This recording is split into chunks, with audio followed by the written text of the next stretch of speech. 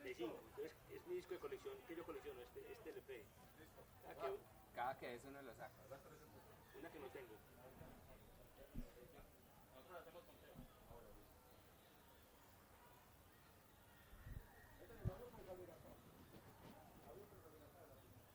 Sí, porfa.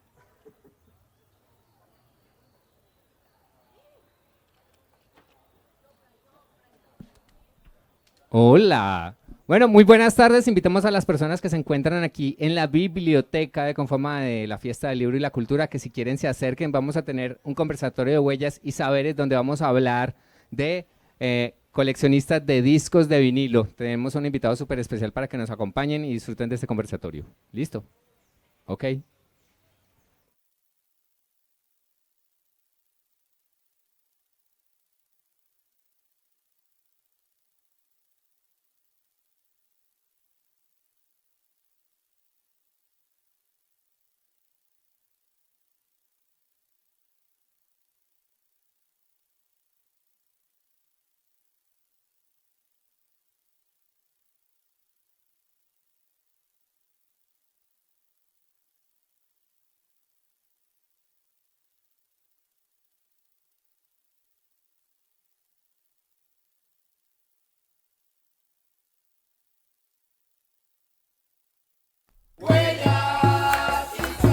Herencia que nuestros padres dejaron años atrás. Tradiciones y oficios que nos han podido enseñar, óyela. A través de la palabra que mi abuelo me enseñó. Artes y bullerengue como loco y canto yo. Estas bellas tradiciones que en mi tierra hoy están. Costumbre de antepasado que nos dan identidad, óyelo caramba. Los oficios de mi tierra que yo he podido aprender. Ojalá que en el futuro no se vayan a perder.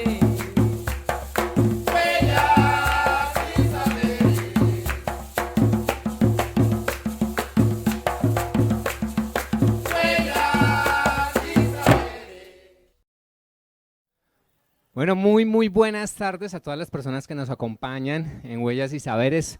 Hoy tenemos una transmisión muy especial. Estamos desde la Fiesta del Libro y la Cultura en la Biblioteca de Confama, aquí en el Jardín Botánico. Así que es un placer para nosotros tener la posibilidad de compartir con ustedes un Huellas y Saberes que hoy será muy diferente a los que habitualmente hacemos de manera virtual. Hoy tenemos como esta hibridación entre lo virtual y lo presencial con las personas que nos acompañan hoy aquí en la Biblioteca de la Fiesta del Libro y la Cultura en el Jardín Botánico, y además las personas que nos están viendo en redes sociales a través de Facebook de Confama, para que nos acompañen también en esta transmisión que vamos a tener hoy. Las habituales recomendaciones de bioseguridad, que mantengamos la distancia prudente, que lavemos nuestras manos cada al menos 3 horas durante 40 segundos, usar de manera adecuada el tapabocas, además reportar nuestros síntomas en las diferentes aplicaciones en caso de tenerlos y estar muy pendientes de la información sobre los esquemas de vacunación. Así que invitados todos a seguir estas pautas de bioseguridad para un mejor control de lo que ha sido la contingencia en nuestra ciudad. Bueno, hoy vamos a tener en Huellas y Saberes un espacio muy especial. Tenemos a un invitado muy interesante el día de hoy. En el marco de la Fiesta del Libro y la Cultura hemos propuesto el tema de la escucha como digamos el eje transversal de toda nuestra programación durante la Fiesta del Libro. Y dentro de esta programación quisimos proponer precisamente una práctica que es más considerada quizá un hobby, pero que tiene un gran valor en el aspecto patrimonial. Hoy tenemos a los coleccionistas de discos de vinilo como temática central, pero además tenemos a un invitado que es súper particular para este caso. Él se llama Oscar Tamayo, pero todos lo conocemos como Severina. Severina, ¿cómo estás? Buenas, gracias por la invitación. Sí, aquí hablando hoy de discos y de coleccionismo.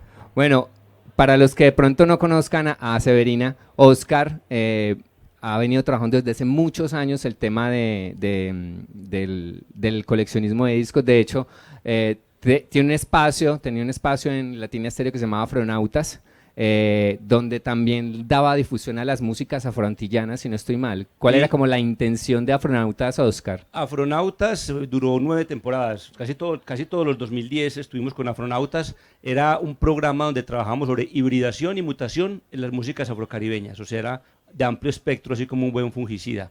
Y ahorita se llama La Chalupa, que es la versión actual, que es un podcast en video. Y también, pues, Oscar ha sido como digamos, un gestor cultural muy particular desde varios espacios. Tuvo un espacio que se llamó La Licuadora aquí en la ciudad de Medellín, muy especial, pues, para lo que fue, digamos, algunas comunidades, la comunidad erótica de Medellín, la comunidad BDSM, también musical. Tienes, la musical, las viniladas, que es otro de esos espacios que también ha desarrollado Severina en muchos lugares de la ciudad. Las viniladas vienen a ser precisamente esos encuentros de coleccionistas. ¿Cómo se te ocurrió hacer una vinilada? Pues esa es una idea no muy original en realidad, porque no es que tengamos la maternidad y la paternidad, es un concepto que existe, digamos, en las grandes ciudades. Yo estuve en el concepto de mercadillos de vinilo en Berlín y en París, era pues usual cliente, visitante, y en Bogotá también existía el mercado del vinilo que hacen en Bogotá recurrentemente. En Medellín no había, y cuando fundamos La Licuadora, eso fue en 2016, el primer evento que se hizo público de La Licuadora fue la vinilada, que en Medellín no existía todavía el concepto de un mercado recurrente de discos de vinilo. Ha funcionado bien, vamos para la 20ª versión, lo hacemos más o menos cada 3 meses, pues con el bache del año pasado, que todo el año no se hizo. Y es un evento que no solamente tiene el componente intercambio, compra, venta y difusión, porque tiene DJ sets y los vendedores de discos de Medellín, sino que también le apostamos a generar contenido a través justamente de conversatorios. No sistemáticamente lo hemos hecho, pero hemos tratado de hacer siempre algún conversatorio en el marco de la vinilada, con personas que tienen que ver con el mundo del disco por muchos lados, ya sea por difusión, producción, comercialización, coleccionismo. Y otro dato de la vinilada es que tratamos también de hacer lanzamientos de discos que están en el momento saliendo. ¿Cuánto tiempo llevabas haciendo las viniladas? 4 años, lo que duró La Licuadora básicamente. Fue el primer evento que se hizo y casi el último que se hizo. ¿Sigues haciéndolas? Sí, la vinilada, se han hecho un par de viniladas ahora recientemente, una con la Polar Records, que es una cervecería. También hemos hecho por el exploratorio del Parque Explora bastantes, porque es itinerante, era una en La Licuadora y una afuera, así nos gustaba hacerlo. También hicimos con Confama en Confama en San Ignacio hicimos un par de viniladas, y la última que se ha hecho fue aquí muy cerca en el exploratorio, y en octubre celebramos la número 19. ¿En dónde la van a hacer? No está todavía confirmado el sitio. Pero se hace en octubre. Lo más probable, sí. Listo. Bueno, invitamos a todas las personas que nos están viendo a través de Facebook, primero que nos digan desde dónde nos están viendo, desde qué lugares, desde qué municipios, ciudades, países. Escríbanos ahí en los comentarios desde dónde tienen el placer de dónde tenemos el placer de compartir con ustedes, y también díganos si ustedes tienen vinilos, si tienen alguna joya en este formato en sus casas. Compártanos un poco si tienen alguna afición por coleccionar algún tipo en particular de formato musical y algún género en específico. Ahí está, para que, si deseen, nos compartan en los comentarios de nuestra transmisión cualquier inquietud que tengan, además con relación al conversatorio que iremos desarrollando hoy. Hoy, digamos que este formato de huellas va a ser un poco más conversado, va a ser un poco más de intercambio de información con todos ustedes, así que aprovechemos también la presencia de Oscar para compartir un poco su percepción sobre el coleccionismo de vinilos y sobre el significado que pueda tener esta colección y estas joyas sonoras que cada uno va guardando en sus colecciones. Oscar, ¿a qué edad empiezas tú a coleccionar discos? Bueno, digamos, coleccionar, la palabra es complicada, realmente a veces no me gusta mucho usar la palabra coleccionista, porque es un poco excluyente. Y de hecho, muchos eventos a veces descubrimos eso, no usamos mucho la palabra coleccionista para evitar decir nosotros los coleccionistas y el resto, y eso a veces hace que haya gente que dice, no voy porque es un evento de coleccionistas y no tengo nada que hacer allá. Entonces es como... ¿Cómo te consideras entonces? Pues amante de la música realmente y Acumulador de vinilos. acumulador, tampoco me controlo, no solo acumulo vinilos, también acumulo o compro, me gustan mucho los libros, también tengo una colección bastante razonable, fracasos, también tengo una colección bastante larga y uno que otro acierto, pero empecé a coleccionar vinilos, para usar la palabra pues para no ponernos a enredarnos, conscientemente, porque comprábamos vinilos, pues, yo creo que yo soy un poquito mayor que vos, pero en los 90 yo estaba No, yo creo que soy mayor que vos. ¿Sí? Sí. Bueno, yo estoy en... Es que soy come años, pero no hay problema. Yo soy del 75. En los 90, en los 80 era el formato que existía y yo compraba ocasionalmente los discos, muchos de ellos todavía los tengo, pero no era una visión no había una coherencia todavía o un interés por unos géneros específicos para repertoriar, que es lo que uno hace para encontrar como una línea, una matriz, que es lo que uno hace cuando colecciona algo, tener todo lo que más pueda de algo, de alguien. Y conscientemente empezó realmente en los años 2000, viviendo en Francia, por allá en el 2008, 2009, empecé ya sistemáticamente a comprar discos. ¿Qué estabas haciendo en Francia en ese momento? ¿Estabas estudiando tu maestría? Sí, estaba dedicado al doctorado. En el 2008 estaba más en el doctorado. ¿De qué es tu doctorado, Oscar? Es un doctorado, no, el doctorado está en stand-by, digamos, pero en estética, en filosofía del arte, y la maestría es en artes plásticas y también en maestría en estética. ¿En dónde estudiaste estas maestrías? ¿En París qué 1. instituciones? En París 1. Sorbona y filología en París 4, creo. Filología francesa. Oscar, creo que estudié. He estudiado muchas cosas, pero no me acuerdo en dónde. Más las de aquí, las de Colombia. Más las de aquí.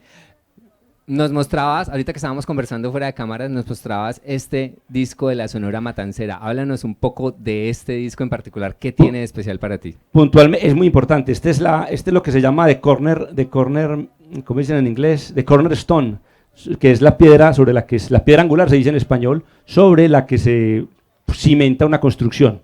Y en este caso, esta es la piedra angular de mi colección. Es el disco de la Sonora Matancera, donde sale una canción que pone a bailar a todo el mundo. Esta canción usted la pone, sigue funcionando, Mala Mujer. La gente está conectada como con los pies de la gente, todavía es súper funcional. Y fue el primer disco, esta canción me gustó mucho, no me acuerdo yo en realidad, yo desde que tengo uso de memoria, está el disco en mi casa, pero era porque mis papás y mis padres me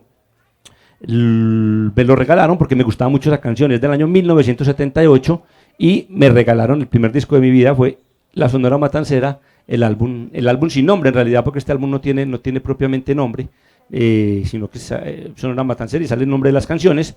Y sobre este disco se fundó mucho mi gusto musical porque lo oí muchas veces de niño, pues tampoco había mucho más para escuchar en la casa, y luego ya más conscientemente en los años recientes, cada que lo veo lo compro. Entonces tengo como 6 versiones, no la versión colombiana, este es el prensaje colombiano, sino que tengo la venezolana, colombiana, mexicana, americana, y la otra, creo que tengo 2 venezolanas probablemente, pero tengo 5, y las versiones en 45. Entonces cada que lo veo, cada que me lo cruzo, lo compro. ¿Qué es lo que diferencia una versión de la otra? ¿Cuál es, digamos, el criterio o el valor que pueda tener, por ejemplo, esta edición prensada colombiana y de pronto tener la mexicana o la gringa, la norteamericana? En este caso sería como decir, la arista del coleccionismo donde usted quiere tener todo lo de una producción. Entonces empieza uno a pescar todos los prensajes que hayan. De este disco hay por ahí unos 7 u 8 prensajes, digamos, de distintos países. ¿Difieren entre sí? Pues hay diferencias como en el objeto como tal, que algunos por detrás vienen con la carátula en blanco y negro, otros vienen con la carátula a color, otras diferencias técnicas del peso del disco. Hay discos, el colombiano es por ahí de 100 gramos, el americano es por ahí de 160 gramos, que eso tiene una influencia en la calidad pues del objeto como tal, es más fino, digamos. Por lo general los prensajes norteamericanos eran más robustos, más sólidos, y con una impresión de mucho mejor calidad. ¿Qué más cambia? El sonido a veces cambia por la calidad también de las máquinas con que lo hacen, aunque los prensajes colombianos no demeritan realmente, los prensajes colombianos son de buena calidad, todavía lo atesta esta copia que suena bien con el paso de los años. Exacto. Pero más que una necesidad de tener las distintas versiones, es más el hecho de querer tener por un orgullo personal o por un gusto propio, todas las versiones que se hicieron del disco. No es porque cambien realmente o porque la colombiana suene mal, sino por querer tener todo lo de un disco en lo más que pueda tener yo de ese disco, pero eso es un sentimiento a veces difícil de compartir, es ilógico e irracional, pero es algo de lo que hace parte el mundo del que quiere coleccionar música. Dentro de esas piezas comienzas entonces tu colección. ¿Cómo? Yo sé que ser coleccionista implica algunas habilidades particulares, o algún olfato en particular, o tú consideras que para hacer, digamos, para ir reuniendo una colección de discos o de estas piezas, se requiere alguna capacidad para encontrarlos? ¿Cómo los buscas? ¿Cómo los rastreas? ¿Cómo logras hallar estas joyas? ¿Cómo logras dar con ellas? Ha cambiado mucho, digamos, hasta hace unos años. Hablo del caso concreto de Colombia, porque los circuitos de compra y venta de discos hay circuitos privados, hay circuitos públicos. Uno a veces no accede tanto a los privados. Está el mundo mismo de los coleccionistas, donde hay una circulación de música entre coleccionistas, pero cuando uno llega, pues está recién llegado, no conoce a los que tienen los discos, no sabe quiénes son los que coleccionan quizás los mismos géneros que vos coleccionás, porque pues una cosa muy básica es decir que cuando uno colecciona algún tipo de música no es toda la música, pues en el caso mío sí, pero hay gente que colecciona específicamente un género, o hay gente que se especializa en algunos subgéneros. Entonces, bueno, ¿qué pasa en Medellín? En Medellín hay un mercado tradicional de discos, del disco usado, que eran los disqueros del centro, La Bastilla, por ejemplo, algunos sitios especializados que eran almacenes pues en el centro comercial La Playa con Oriental todavía quedan, y habían muchos, y básicamente, tradicionalmente, el mundo del disco en Medellín es en el centro de la ciudad, sin que no dejen de haber ahora unas disqueras como excéntricas, pero ya son como más sofisticadas, ya más el negocio contemporáneo. Caso, por ejemplo, Surco Records, la gente de La Caja también, que son ya la discotienda más de hoy en día, pues, donde no consigue uno el disco de 2.000, de 1.000 o 3 por 5.000, pues como le gustaba a uno. Además no tiene la mística, porque en estas discotiendas uno va a buscar cosas muy puntuales, en muchos casos discos, prensajes nuevos, pero la mística del disco, respondiendo a la pregunta de cómo los encuentras, es ir a la Guaca. Te contaba el otro día, encontrarse la famosa Guaca, el sitio que nadie ha ido a explorar. Háblanos de esas huacas. ¿En qué consiste una huaca de discos? Uno se siente cual Indiana Jones o cual arqueólogo. Cristóbal Colón, no sé, o algún personaje así, o Pizarro, porque uno llega a saquear, ¿no? Básicamente, porque llega uno al sitio, y es un sitio, alguien, por ejemplo, que se murió alguien y queda la colección huérfana. Es como esos cambios de posesión son muy importantes cuando fallece la gente, o alguien que es el fondo que vendía discos y de hace 30 años están guardados en una bodega, o alguien que es acumulador y compre. Entonces esos sitios a veces uno los encuentra y se guarda un secretismo muy grande. El que lo encuentra primero no se lo confiesa ni a los amigos, y en el mundo del coleccionismo siempre hay como una desconfianza generalizada. Entonces uno no cuenta, yo sí, pero por lo general no soy tan egoísta con eso, pero la gente no cuenta sus contactos, no cuenta dónde está comprando, no cuenta a qué precio está comprando. Entonces ese es el lado macabro, yo en ese sentido, porque funciona mucho desde una lógica capitalista convencional de la acumulación y el beneficio. Y egoísta por completo. Además. Exacto. Eso para el placer personal. Eso tiene ese lado un poco macabro de la desconfianza, inclusive cuando uno está comprando discos, es viéndolo, si uno no ha visto esta caja y hay otra persona viendo la caja al lado, creo que es poniéndole más cuidado a la caja del lado, que no se le vaya a coger, que no le vayan a coger a uno un disco que a la caja de uno. Entonces hay todas esas vainas un poquito enfermas, un poquito pues generan ya también, hablan también del estado pues nuestro psiquiátrico o psicológico, pero así funciona. Entonces la Guaca es ese espacio, ese es como un cielo, como llegar a uno a la caverna de Alibaba. Se siente uno que quiere coger todo, se pasa unos días viendo registros, por lo general siempre hay mucha basura. Entonces es encontrar ese momento es mágico, cuando uno encuentra ese disco que estaba buscando, o ese disco que ni siquiera conocía, que se le revela a uno como algo importante, y después a uno cuenta que sí era algo importante. Hay que tener ese olfato, pero ese olfato se construye ahí a medida que uno compra, que uno colecciona. ¿Qué criterios descubres tú en la carátula de los discos, o cuáles son esos aspectos que, digamos, uno debería tener en cuenta cuando encuentra un disco y revisan la información que hay? Porque la gente cree que esa información que está puesta ahí de pronto es como, pero ustedes utilizan mucho esa información que encuentran tanto en la carátula como en la contracarátula. Y hoy en día en internet, hoy en día en internet también. Hoy en día, inclusive hay muchas personas, lo que me parece un poquito nefasto, que es todo el lado oscuro del coleccionismo, y pongo ahí un bajo así, boom, boom. Pum, pum, pum, pum. Es que no les gusta que uno comparta, porque yo soy muy de compartir, porque mi función o mi oficio y mi pasión es compartir música, difundir. Y hay algunas personas también que es más como de acumular y guardar para sí, y este disco no lo tengo sino yo, como si lo hubieran prensado solamente para él, pues como que si hubieran sacado en la historia del disco solamente ese disco para él, porque a veces hay discos que por cosas del destino no hay casi copias y es muy difícil conseguir. Y hay gente que a veces inclusive no le gusta compartir la información de los discos que uno consigue en las redes importantes, porque hay redes importantes de internet, de bases de datos, de información sobre el disco y esa información también se puede volver una información económica importante para los mismos del negocio del disco. Hablemos un poco de eso. Me hablabas hace un momento, existen, y yo no lo sabía, Oscar en las conversaciones que hemos tenido me ha soltado una cantidad de datos súper increíbles. Por ejemplo, ¿cómo así que existen esas bases de datos donde los coleccionistas van y ven cómo son esos prensajes, esas piezas de discos? Cuéntanos un poco de eso. Pues la base de referencia, hay muchas, pero y también una base importante de referencia son las subastas públicas, porque los discos se subastan en subastas públicas. Una de las bases es Discogs. Nosotros lo llamamos despectivamente o cariñosamente, o con un poquito de sorna, Speculacogs, porque es como el reino de la especulación.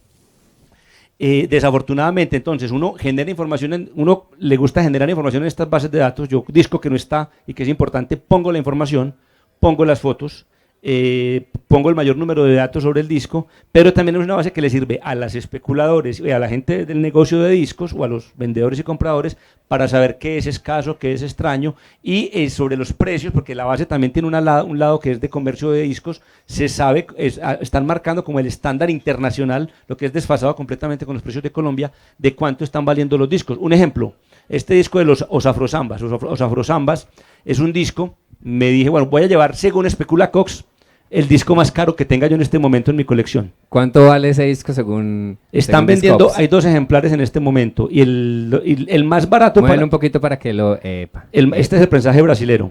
El más barato de este disco, que es fundador del sonido de lo que llaman la MPB, la música popular brasilera, este disco de Baden y Vinicius, está en este momento... el más barato que está para la venta en Discogs está en más de $400. Más de $400. Es un disco que, según el registro histórico que tienen ellos de venta, se ha vendido entre $100 y $300. Obviamente yo no pagaría nunca por este disco, un disco que usted encuentra en Spotify, en YouTube, pirateado o en CD, una cantidad de esas, es gente que pero esos son los precios que están ahorita del mercado internacional. Pero yo este disco, cuando lo compré hace tampoco tantos años, por ahí unos 10 años, lo pagué los módicos 2.000 pesos. ¿En dónde encontraste ese disco? Este disco por 2.000 o 3.000, se lo compré a José, ahí un saludo para José, y los invito a que visiten. José tiene muy buen material, en el segundo piso de La Bastilla, es el único disquero que hay en el segundo piso del centro, ya que estamos hablando de libros acá, en el Centro Popular del Libro. Hay varios disqueros en el primero y uno solo en el segundo, que es José, y José lo tenía y lo pagué 2.000 o 3.000 pesos, al precio que uno compraba los discos, y uno compraba en una época discos nomás porque le gustaba la carátula, a ver qué música traían. Ya hoy en día uno es menos aventuroso con eso, porque pues ya la inversión es mayor. Volvamos un poquito a la pregunta que te hacía. ¿Existe una información también en la contracarátula? Si de pronto podemos hacer un pequeño acercamiento. Vemos aquí que hay una información.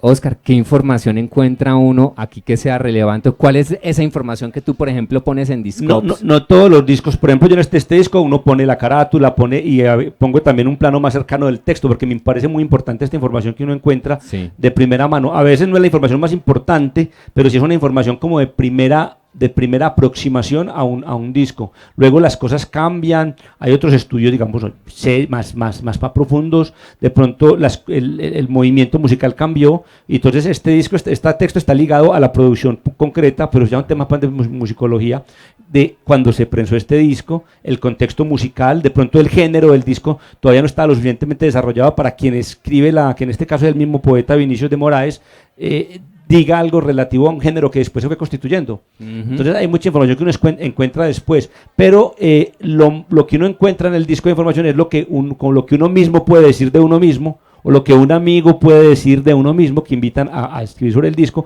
y por lo general también hay información técnica fundamental, casi siempre el año, el sello disquero, y de datos que uno, los músicos que participaron, y a uno como le gusta atar cabos y unir puntitos, pues es una información muy importante para uno, para rastrear como la historia del género o del artista. Y para me imagino también con otros artistas que hayan participado en este prensaje o en esta grabación, que de pronto hayan estado en otras o que tengan su propio trabajo y uno los siga. Y ya a nivel pues técnico, lo importante de las redes, las bases de datos actuales es que usan esta información para así hacer una conexión entre que vos pones Baden o Vinicius de Moraes en la base de datos, y la base de datos sí te va a sacar, cosa que uno puedes hacer a menos que tengas una base de datos vos propia que has ido construyendo, pues en tus discos vos no puedes, a menos que vos lo sabes en tu cabeza qué discos tenés, qué discos hay de Vinicius de Moraes, pero si no, las bases de datos con esa información sí te sacan las discografías,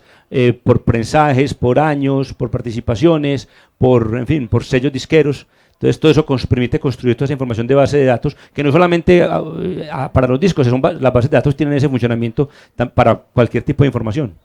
Bueno, vamos a dar un pequeño saludo a Jason Bedoya González, quien está presente desde San Antonio de Prado, nos escribe en los comentarios y nos dice también: el culto al vinilo ha venido en crecida. A mi juicio influye mucho el culto a lo nostálgico.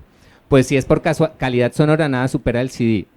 Colecciono y tengo vinilos desde hace mucho tiempo, dice Jason, y me parece absurdo cómo hoy especulan con los precios de los discos. Saludos al invitado, lo admiro mucho, te dice Jason. ¿Lo conoces a Jason? Probablemente, no sé, pero así con el nombre no me viene, no le pongo rostro. ¿Consideras lo que dice que la calidad sonora ese también es un criterio por el cual mucha gente opta por el vinilo con relación al CD? Dicen, no, es que para mí nada como el sonido del vinilo, nada. Otros dicen, no. No, ahí sí es falso, es romanticismo, es una fijación que uno tiene con un objeto que de pronto le tocó a uno vivir, o gente joven que está interesándose por la nostalgia, o porque le parece más chévere lo vintage, ese concepto vintage, pero el sonido del vinilo tiene pues muchos inconvenientes, el scratch, la fragilidad también del soporte. ¿Tiene un sonido distinto al CD? Sí, porque el sistema de reproducción es análogo y el CD ya es digital. Entonces, un sonido más limpio. Suenan diferente, pero yo no podría decir que es mejor el uno que el otro. Son maneras de pronto uno puede decir que el digital es más limpio, es más, puede ser más robusto. Aunque la palabra robusto uno también la puede usar para los discos de vinilo, porque la manera como se reproduce es análoga, da otro tipo de sonidos, que ya pues es un tema de percepción habría que escuchar uno a veces sí, y no es tanto la calidad misma del vinilo, sino el sistema de sonido a través del cual se está reproduciendo el vinilo. Entonces hay muchos factores, pero decir que el vinilo, así como es mejor que cualquier otra cosa, es algo así como decir que Medellín es la mejor ciudad del mundo. Eso es una percepción pues subjetiva bastante digamos amañada. Entonces no, pues el que dice eso es de pronto porque no ha escuchado sino vinilos, como el que dice eso en Medellín es porque de pronto no ha salido, pero es eso, pero pues es un tema más de gusto. No hay como una supremacía como para decir el insuperable sonido del vinilo, no.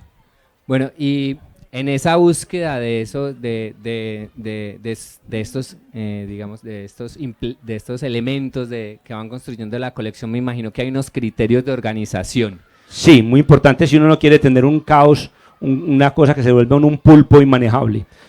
Dicen que todo orden es arbitrario. Sí, pero ¿cómo sí, construyes tú? Como el Borges entonces la lista, sí. En fin. Pero si efectivamente es arbitrario, obedece a uno a su propia formación. En el caso mío, yo soy muy cuadriculado por mi formación, por mi formación y mis estudios. Entonces trato de tener una clasificación más bien de biblioteca. Como tipo bibliotecológica. Sí, con números y letras. Porque si soy amante de los libros y como soy una amante de las bibliotecas, pues esa fue una manera de clasificación que lo pueden ver porque ahí está marcado todo. Por ejemplo, aquí dice 5 More, 4 WAA, 7VVAA. ¿Qué significan esas categorías, Oscar? Mi Cuéntanos colección un está poco. hecha sobre 8 números. Ajá. Como con las bibliotecas, pues, inconscientemente lo dice que la biblioteca, el 100, el 200, el 300, el 400, el 500, pues en una de las tantas posibles clasificaciones, pero es la que usamos en Colombia, la más respondida en Colombia. En el caso mío, 1 es música afrocubana y afrocaribeña, más que todo afrocubana. 2 es jazz. Por ejemplo, este de la Sonora Sonora Matancera. Matancera. 2 es jazz. 3 es músicas tropicales colombianas, más cercano a lo que llamamos el chucuchucu. 4 es rock pop en español. Por ejemplo, este. Rock y viene a pop, ser que es el de Rodrigo Beno Futuro. la banda sonora de Rodrigo de... 5 es música antañona que llamamos tango y músicas colombianas, bolero y bambucos y pasillos. 6 rock pop en inglés, se cabe electro. 7 lo inclasificable, Lo inclasificable poesía, como aquel. música, donde no tengo mucho Y este. flamenco. Músicas raizales. Y la categoría más importante, 8, se me olvidaba, que es el que está ahí, Este. que es afronautas. O esquizoguapachosidad que llamamos. Esquizoguapachosidad, que es de donde sacabas me Todo el imagino, material. para Y tu para la programa, chalupa, y que para es la chalupa. los sonidos pues, afro mutante. ¿Cuáles son los cuidados que tienes tú? Este está sin clasificar todavía. No ¿Por tiene- qué? ¿Es nuevo o qué? Lo tengo pasó por relativamente poco tiempo, es de unos amigos, no me acordaba que lo tenía de hecho ese disco, y en esto buscando me encontré que tenía 2 discos que dije, ay, güey madre, los tengo hace como 2 años y me acordaba que no tiene muchos discos acumulados, y es muy inclasificable, entonces no sé si ponerlo todavía estoy delirando, todavía estoy pensando. ¿De qué agrupación es? Chúpame el dedo. ¿Y qué género tiene esta agrupación? Chúpame el dedo es un género rock, cumbia, delirante, esquizofrénica, cerebral. Bueno, vamos a ver rápidamente, porque ya se nos está acabando el tiempo para este conversatorio, vamos a ver rápidamente estas joyas que nos va a compartir hoy Oscar y vamos a poner en este bellísimo tornamesa que nos trajo portátil de picnic. Oscar, ¿alguna de estas piezas que nos trajo para compartir? Cuéntanos un poquito de esta colección Lo que traje aquí, que nos trajiste Lo que hoy. traje aquí es, básicamente, me dije, ¿qué quiero mostrar? Discos que yo considere muy importantes en mi colección, o sea, que son representativos, sin que tengan por ello un valor económico, aparte de este que lo traje, me gusta mucho, no es de los que prefiero, pero pues lo traje por la curiosidad de que según Discogs, Specula Cox, es el disco más caro que en este momento reposa en mis anaqueles. ¿Cuántas unidades tienes en tu colección? Mi colección en este momento tiene casi es pequeñita, pues no es, y sueño con tenerla más pequeña, como purgarla, porque tengo amigos que tienen mucha más música, hay gente que es muy enfermita y tiene 25.000, 20.000 discos, 30.000, tengo un conocido mío que tiene que alquilar una casa para tener sus discos y sus libros y la casa donde él vive, pues, otra que tiene, entonces hay de todo tipo de casos. En mi caso apenas tengo unos entre 2.500 y 3.000. No más, solamente. 2.500 y 3.000, pero sueño con limitarla a 1.000, salir de lo superfluo y dejar los 1.000 discos que necesito. Esenciales para tu vida. Esenciales. Bueno, hablemos un poco La de esta Sonora colección. Matancera, ya les conté, este disco para mí es muy importante, puntualmente, no se ve casi, no es porque valga plata, no vale casi nada, si lo consigue lo puede conseguir en 2.000 o 3.000 pesos, pero se llama Pintura, Poesía, Música y Voces, lo hizo en los años 60 Diners Club International, y es un proyecto donde invitan a poetas, pintores, músicos y voces, y sobre poesías, básicamente sobre la base de las poesías que son de Eduardo Cote, Gonzalo Arango, Olga Elena Matei, Mario Rivero, Glorinesa Arias, Rogelio Chavarría, José Pubén y Alfonso Bonilla Nar, invitan a un pintores muy importantes de Colombia a hacer una pintura alusiva a músicos, a componer una canción y a las voces a recitar sobre esa canción los textos. Entonces un disco muy bonito, muy desconocido, y es uno de esos discos dedicado a la poesía musical. Veamos un poquito esta contraportada para que nos acerquemos un Ahí poquito a ella están. y veamos. Son todos los que están, como se diría, no están todos los que son, pero son todos los que están en cultura en Colombia. 32 Obregón, artistas. Botero, inclusive la única afrocolombiana ahí, curiosamente, eso representaba también pues, el momento histórico, es la Negra Grande de Colombia. Ahí está en la parte de abajo. La parte inferior. La parte vemos. inferior es la única, pero si no es como más una Colombia más entre comillas blanca, que es pues lo que antes afortunadamente hay, hubo cupo para Leonor González Mina, que admiro mucho. Un trabajo bastante interdisciplinario, decía yo, esto es como un ejercicio interdisciplinar, como que invitamos a un escritor, a un poeta, a un pintor, a un compositor y a un cantante a que y como ejercicio está muy bien logrado. Este es lo curioso de este disco. Me habías pedido como que trajera como el kit básico del ¿qué disquero. necesita un coleccionista, un vinilero, digámoslo así, un coleccionista de vinilos? Aquí tenemos como estos elementos. Háblanos un poquito de cuáles son. Este es el sleeve, el blanco, que es para cambiarle, porque por lo general uno encuentra los discos a veces en muy mal estado. El sleeve, la fundita, podríamos decir, es un sleeve nuevo. A veces uno, como buen colombiano, que eso es muy raro porque en el extranjero no lo suelen hacer tanto, pero nosotros los colombianos forramos los cuadernos, le ponemos forrito al celular, todo lo forramos, tenemos como una cosa ahí que habría que analizar. Entonces es la bolsa especial para meter los discos, para protegerlos, y el cover que tenés ahí genérico, para cuando muchos discos los encuentra uno el cover en cartón para meter los discos cuando uno lo encuentra el disco solo o en un estado muy deplorable la carátula.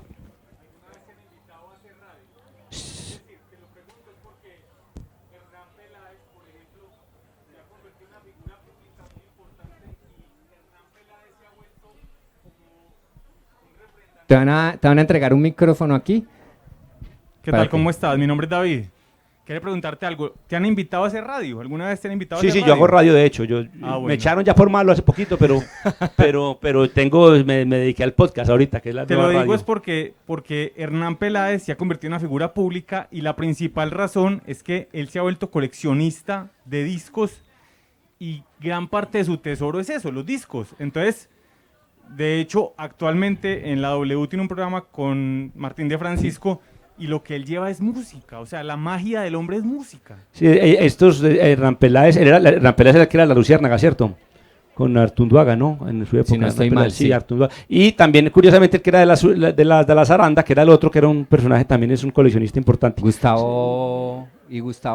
No, la verdad que nos sorprendemos, pero el caso es que sí, pues no sé qué decirte, sí me han hecho radio, me han invitado a radio, también a programas pues aquí y allá, no solamente a hablar de música, porque pues también, afortunadamente sé de otras cositas, sería como muy triste si uno solo supiera como que se limita pues a eso, como a ese mundo, pero pues no sé qué decirte de Hernán Peláez, no lo conozco en detalle, sé que colecciona, pero no conozco pues digamos el detalle de la colección de él, ¿Qué nivel? Es un hombre que tiene, pues, me imagino que debe ser grande e importante en la medida en que es alguien que tiene, pues, un buen nivel económico, probablemente con una carrera exitosa como la que él ha tenido. Y ese es un punto, me permite saltar aquí y traerlo a cuento, que está entre el coleccionista pobre y el coleccionista de dinero. Ajá. Que ahí también hay un salto, también no sé si una desigualdad, son placeres distintos. Yo soy muy mal visto en el gremio de los coleccionistas porque me gusta el cascajo. Me gusta la basura sónica.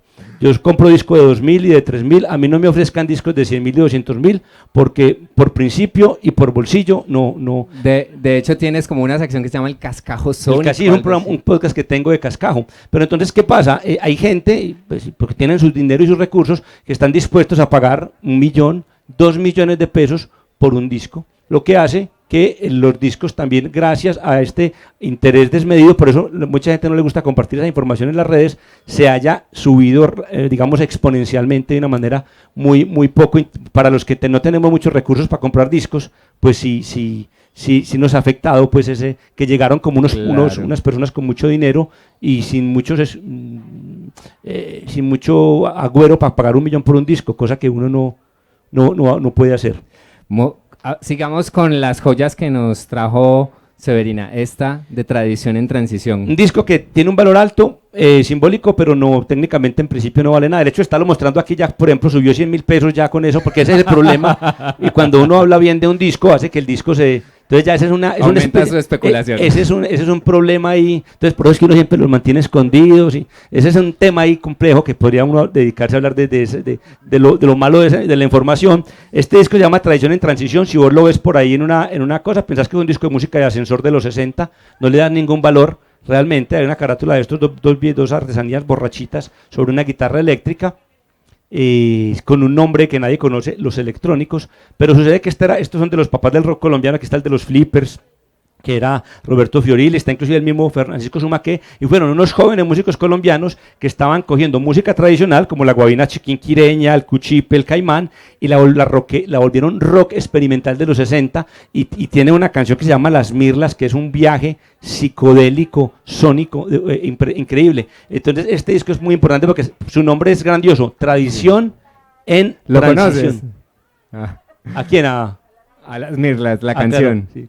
Y entonces, Tradición en Transición, el nombre no le pudo haber quedado mejor. Son los años 60, una Colombia que estaba cambiando musicalmente. Ellos cogen el repertorio de músicas tradicionales andinas colombianas, salvo el caimán, creo aquí, y hacen un disco de rock psicodélico tremendo. Tenemos esta joya, colección música folclórica Este volumen 1. es un disco discapacitado. ¿Por qué Ese discapacitado? parte discapacitado es uno de mis discos tullidos. Porque me lo compré hace ya muchos años, me encontré el disco solito, pero con un sello, con el sello del Instituto Colombiano de Cultura, que era Colcultura, que era el antiguo, pues cuando no había ministerio en Colombia, la oficina que se encargaba de Sí, la cultura era el Colcultura. Colcultura o Instituto Colombiano de Cultura, y ellos tuvieron la inteligencia y el buen gusto y el buen olfato de los años 70 de hacer mucha investigación de campo. Y sacaron muchos, así como sacaron toda esta colección que todos conocemos, los libritos de colorcitos, de rayitas, Ajá. la Biblioteca Popular Colombiana creo que se Sí. llama, puedo que me esté equivocando, también hicieron lo mismo con la música, y este es un trabajo de campo en la costa pacífica colombiana que se llama Colección Música Folclórica. Yo le puse pues la información ya bajada de una base de datos a la carátula que está ahí, pero el disco son 2 discos, yo apenas tengo uno, pero lo traje porque lo quiero mucho, es muy importante y viene con todos estos ritmos del Pacífico, pregones, mazurcas, abosaos, trabajo, graban un entierro, graban pregoneros en la calle, entonces es todo un viaje sónico, sonoro, por las calles del Pacífico colombiano, y vea que antes de que nosotros pensamos que estamos descubriendo el Pacífico Sí. ahora, y no es un trabajo que ya ha hecho, al menos ya se ha hecho, se había olvidado de pronto, pero ya lo han hecho también en los años 70 y lo han hecho en los años 60. Rodrigo de No Futuro, obviamente. clásico yo de creo la que disco- es Gran clásico de la música. de la música del punk, del punk medallo. Es un disco que es caro también, esta es la reedición. Antiguamente uno se lo encontraba por allá a 3.000 o 4.000 todavía, ya no, pues ya los disqueros ya saben, pues tiene que ser un disquero muy desinformado que no sepa cuando le llega este disco qué es este disco. Es un disco muy importante de un sonido del que Medellín es precursor en Colombia. Pues este disco viene ¿Cuál también es ese? El esquizofrénico, punk y metal por el otro lado, tiene por un lado punk, por el otro, se le escuela uno a la negra en el lado A, entonces tiene un metal por acá y del otro lado de metal. A mí personalmente me gusta más el lado punkero de este disco que Fantástico. el metalero, sí. Y tenemos yo le pedí a Oscar, él me lo mostró en una conversación previa que habíamos tenido, este álbum de Tartarín Moreira, Su Corazón y Su Tiple. Estos son de esos discos que valen 2.000 pesos, Ajá. son una maravilla de discos todavía. Esto no digamos, esto en el mercado del disco no tiene mucho valor, la gente está comprando, ¿qué compra la gente? Yo le digo que compra la gente en este momento en masa, salsa Ujú, y rock. ujú. Esos son los dos mercados saturados. Y en las viniladas, que yo pues tengo una experiencia de cómo funciona el negocio de los discos en las viniladas, la gente ni siquiera hay tantos salseros, es más buscando rock, ese es el género. Entonces, afortunadamente el bambuco, el pasillo, las guabinas, la música llanera, músicas colombianas, músicas raizales, siguen siendo un territorio Inexplorado. y desprestigiado a la hora de comprar. Entonces todavía uno se puede conseguir algunas cositas. Este disco, cuando uno empieza a ver la historia de un disco, ¿qué es este objeto? Este objeto tiene una historia. De la suerte no vamos a tener tiempo de hablar de eso acá, pero entonces, ¿lo hace quién? Lo patrocina Coltejer. Coltejer. Entonces ya hay un interés de promover la cultura local. ¿Por qué Coltejer le da por hacer le hizo varios, de hecho? Coltejer. Recuperar, en esta serie hay varios autores, en este caso Tartarín Moreira, escritor y músico antioqueño de la primera mitad del siglo XX. Del Parche de los Pánidas. Exacto, también Muy amigo de guayaquilero así de cantina de del combo de Guayaquil. León de Grave. Y fuera de eso, este libro viene con un libro interno, Viene con pero un libro libro muy interno, completo, bellísimo. escrito por otro personaje muy importante, que es el conocido, creo que este es del poeta de la raza, el conocido poeta Jorge Robledo Ortiz, creo que es que se llama. Sí, Jorge Robledo Ortiz, conocido como el poeta de la raza, que hace un estudio, además un trabajo de arte muy interesante de un pintor que hace pues toda la ilustración, una investigación fotográfica y un registro fonográfico que no es fácil de conseguir de todas justamente interpretaciones de composiciones de Tartarín Moreira o en conjunto con otros músicos y que pasan hasta por el tango, porque aquí hay música, por ejemplo, de de Magaldi Noda, que interpretaron música de él, o de los propios Moriche y Utrera, que hacían música música más lírica en primera mitad del siglo XX. Entonces este disco me entró hace poco, lo pagué muy barato y aprendí un montón, porque cuando uno escucha un disco estudia mucho, pues los que nos gusta sentarnos a escuchar, porque el problema es que la gente ya no escucha casi. O sea, escuchar un disco es dedicarle una hora a una pieza, a hacer eso, no a llenar el informe y a llenar el informe y hablar por WhatsApp, sino dedicarle el tiempo a esa pieza y escucharla. Oscar, oigamos algo, pongamos algo. ¿Qué quieres escuchar? escuchar? Alguito para cerrar este conversatorio. A las personas que nos vieron por las redes sociales, muchas gracias por acompañarnos. Nosotros aquí nos vamos a quedar oyendo la pieza, a recibir de pronto si hay preguntas del público que nos quieran hacer acá. Levanten la manito y aquí tenemos nuestro colaborador para hacerles llegar el micrófono y pues hagámosle la pregunta y ya pues yo creo que no hay inconveniente si de pronto nos quedamos un ratico fuera ya de línea y resolvemos las inquietudes aquí en la parte presencial o tenemos otra actividad ahora. Bueno, tenemos otra actividad ahora, pero entonces conversamos ya con Severina por fuera de cámaras, pero les agradecemos mucho. Me nombraron Cerverina, nuevo nombre. ¿Sí? O sea, así sale en el flyer. Cerverina, yo vi que iba a estar conmigo ahí en la charla. Bueno, ya hablaremos con comunicaciones. Sí. Muchísimas gracias. Bueno, vamos despidiéndonos por acá. Agradecerles muchísimo a ustedes que nos hayan acompañado, a los que nos vieron a través de las redes. Si les gustó esta transmisión, compártanla a través de sus perfiles. También agradecerles a nuestros aliados de Corporación Gruta por el apoyo para esta actividad. A nuestro querido productor Daniel Molina, a Luz Villegas desde Gruta, a Teresita también por estar por acá. Y muchas gracias, Oscar, por habernos acompañado y compartirnos este conocimiento. Nos va a tocar hacer una segunda edición de este conversatorio porque creo que nos quedó mucha tela por cortar. Vamos nosotros a escuchar un ratico de algo y les agradecemos mucho por habernos acompañado en esta transmisión especial de Huellas y Saberes desde la Fiesta del Libro en la Biblioteca Confama, en la Fiesta del Libro y la Cultura. Muchísimas gracias a todos por estar acá. Vamos a escuchar. Tradición